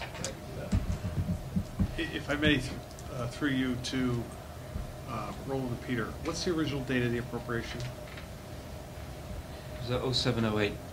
So it was 0708, continued in force till 0809. It was on our appropriation statement with a balance, if I'm not mistaken, because this was for some of the work and some of the capital projects needed to continue Nathaniel Witherall going until we got to Project Renew. But I'm of the opinion we lapsed that 1.3. What we lapsed was the 3.7, which was the NTEC money. Gotcha. So we did lapse that. So how long has this been encumbered? The appropriation 3 became years. effective for the 0708 fiscal year. 4 years. Okay. So we've let this just go encumbered. But we didn't borrow this money. This is just like money, 2.3 has been bonded already, but this money we didn't borrow yet. not the 1.3. Not the 1.3. Actually, That's not correct. we- Didn't we bond 5 million? we bonded $5 million about 4 years ago. The project was slow in moving, and we repurposed it to Glenville School, which was quicker in moving. Then we borrowed $3 million. They spent about $2.3 million of the $3 million, and they requested that we repurpose the $700,000 approximately, which we repurposed to the sewers. So right now there's zero cash available, but there's an appropriation still on the books for $1.3 million. Thank you. Getting back to my point. My point being, when we repurpose that, in essence, we don't have the cash available for the 1.3 because of the conversations that went there. Correct? The appropriation's there, but when you repurpose that, in all honesty, we lapsed it. I knew there was a cash flow thing there. They had $3 million. We bonded the $3 million, and they asked that $700,000 of it be repurposed, which we did through the bond council. Right. So that $3 million has either been bonded or has been repurposed. So right now, cash-wise, if you gave them the $1.3 million, we would have to borrow it from the B fund and replenish it next January in 2012. Thank you. In essence, the money doesn't exist. But the appropriation is there. Okay, but here's why I think we ultimately end up with this, from what I hear from the board, and so somebody will correct me is that the expectation is that as soon as the business plan is developed, that it be formally brought before us in March. If the building committee has any opinion at that point to also come before us, that is the earliest that we would consider any unfreezing of an appropriation. And that in the meantime, the suggestion was a good one to have the committee reconvene so that there's a smaller working group to get quick answers back and forth so that when you come back in March, we have a more productive conversation in terms of flow of information to keep it moving. Although I would submit to you, based on just this conversation, that I don't think it should be a foregone conclusion that there's going to be any unfreezing of any appropriation even at the March date, although you're hearing from others that it's on the table. But we'll have to wait to see how far you're along and how far we're along with you. So I just want to be upfront with that based on what I've heard here tonight. We do have money to pay HDG. Yes. Okay. And it's real money. Any other comments or questions regarding the new Project Renew from the board? Mr. Bankson. Joe says this thought won't have much weight with this committee, but I want you to think about, are we in a deflationary or in an inflationary environment? You have the price of copper, you have a lot of things. We have gone and spoken to Turner. They have said you have to be aware that your idea of getting things done at a lower cost because people are starving for work, those days are ending and we're seeing escalation pre-bidding. We can go through some really serious numbers here if we get into an inflationary environment. I want to put that thought on the table. Fair enough. Further questions or comments? Thank you all for attending. We very much appreciate it. I think this is, once again, a good first step to what will be a healthy discussion with not only this board, but also with the RTM. The thing that we will do in the meantime as well is to make sure that this information gets out to the RTM, and we try to do that with the last Project Renew. We'll try to do that again with this Project Renew.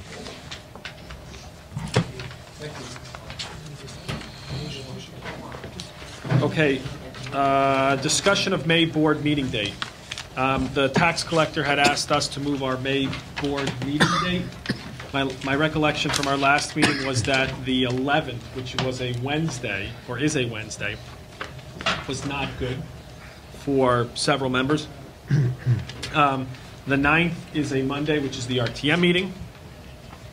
The 10th was the budget committee meeting, and the 11th was that Wednesday. The proposal before us now would be to hold our regular meeting the day after the RTM meeting, which would be May 10th. And the budget meeting would be moved to the earlier week, let's just say May 5th, although that can be changed by that committee.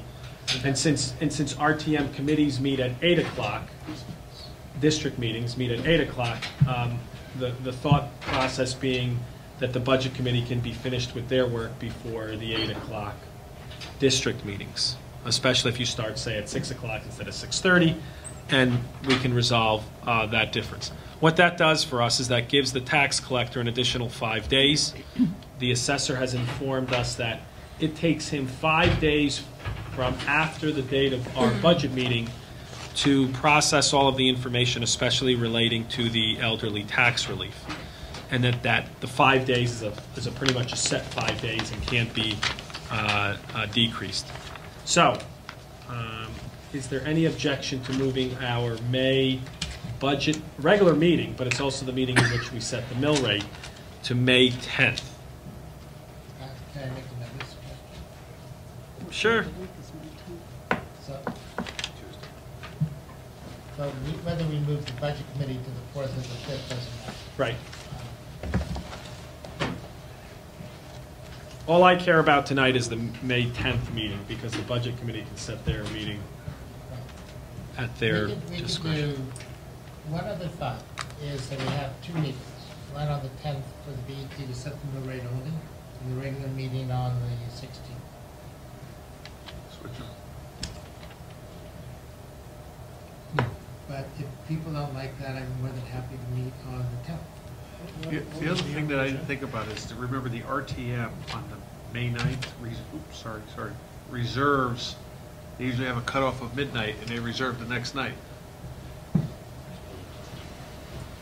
This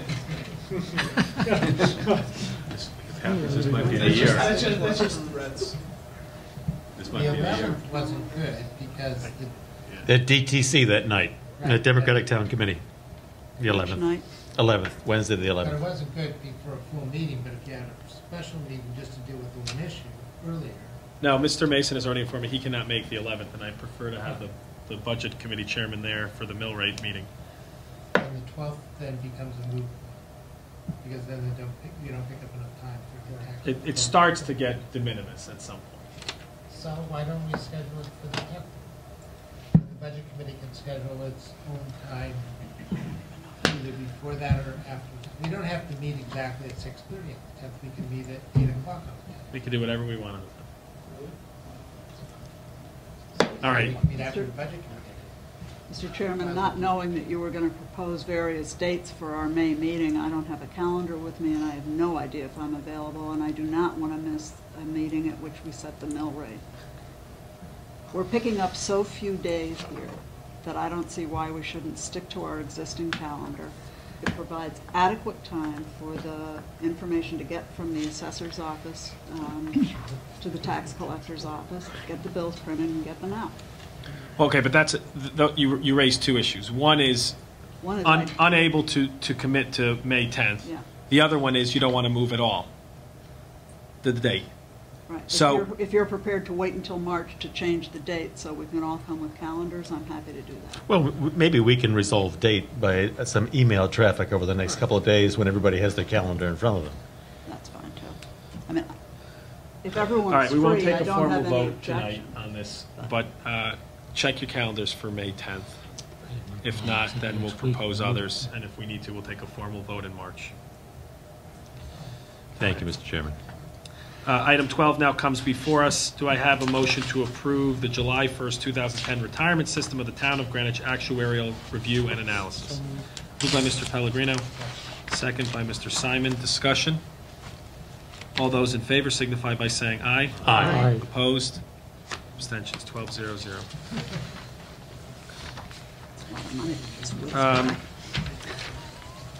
The next topic I could probably talk about for quite some time and talk about the process.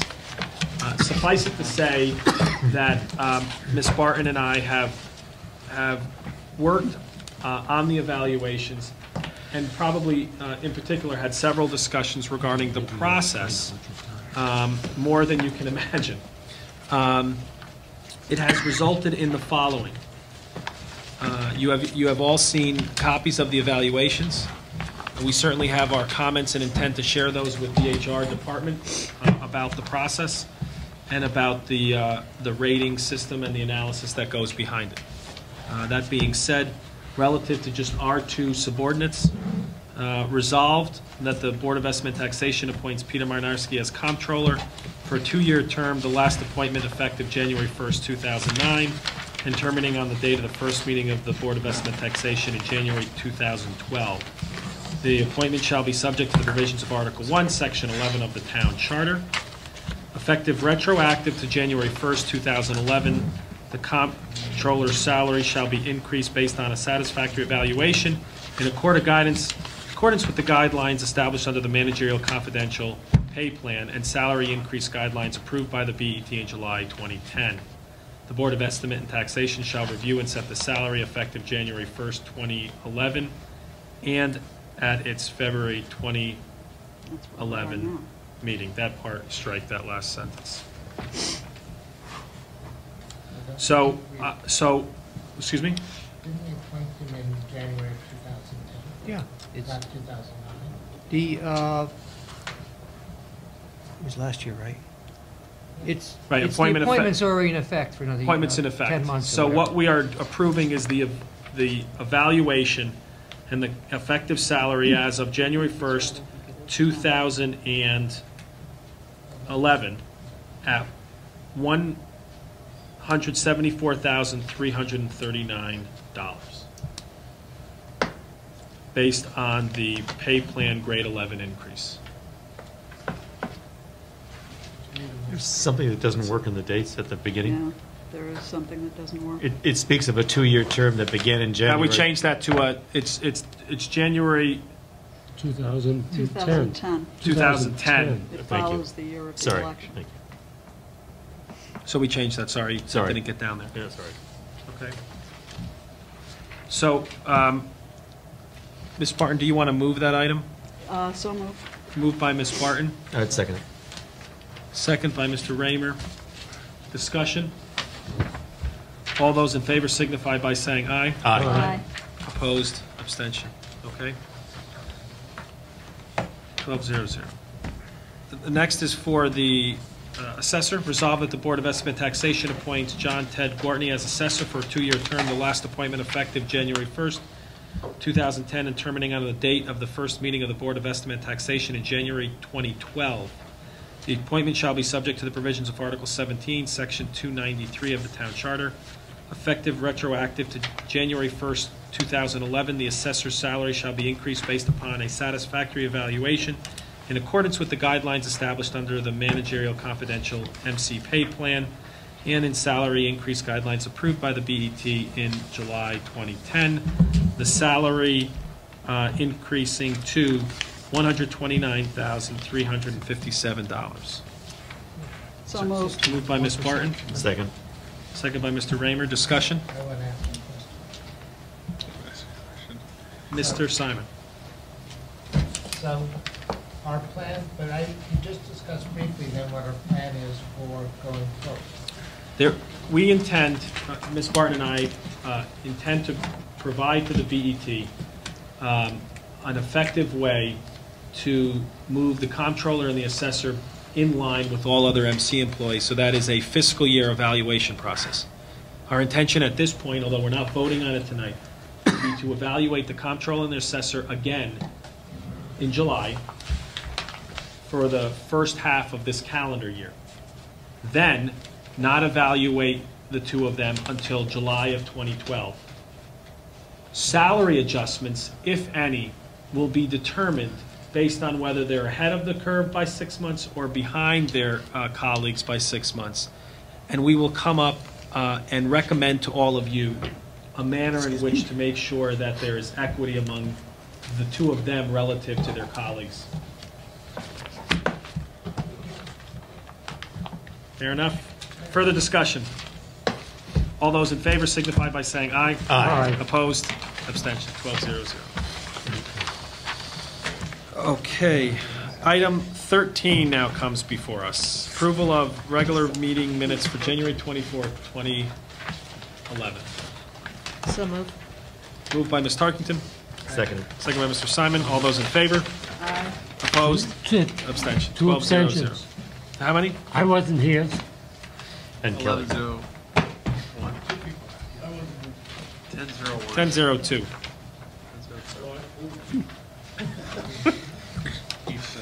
Any other business to come before us? Motion to adjourn. Meeting is adjourned. Thank you all.